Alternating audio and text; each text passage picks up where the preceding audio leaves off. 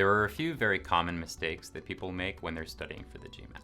The first is focusing too much on memorization versus learning how to think. There are not actually that many facts to memorize for the GMAT. To be honest, it's more about learning how to really reason through a problem that you've never quite seen an exact copy of before.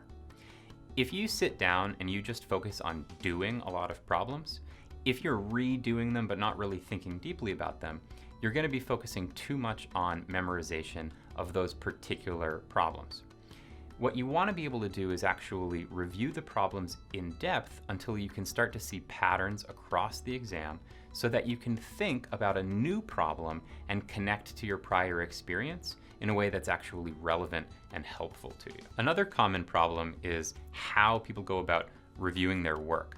Oftentimes, folks, when studying for this test, will read the explanations for a certain problem if they've gotten the problem wrong, and they'll sort of memorize that explanation. They might even go back and redo the problem, but they're basically just following along with the steps that they just read about. What you want to do instead is really learn how to reason through the problem. Pick it apart and make sure that you understand every aspect of the explanation as though you were performing the logic for yourself for the first time.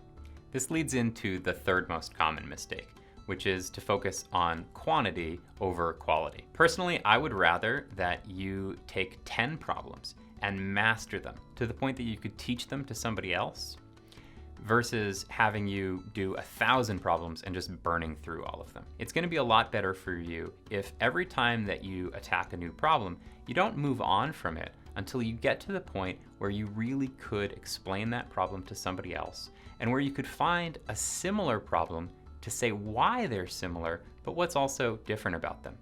Make sure that with every problem that you review, you think about different ways that it could be done and why any one strategy might be optimal.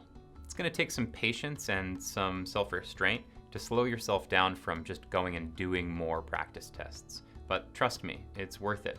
Put the time into really mastering the problems that you review, and in time, you're going to see your score rise.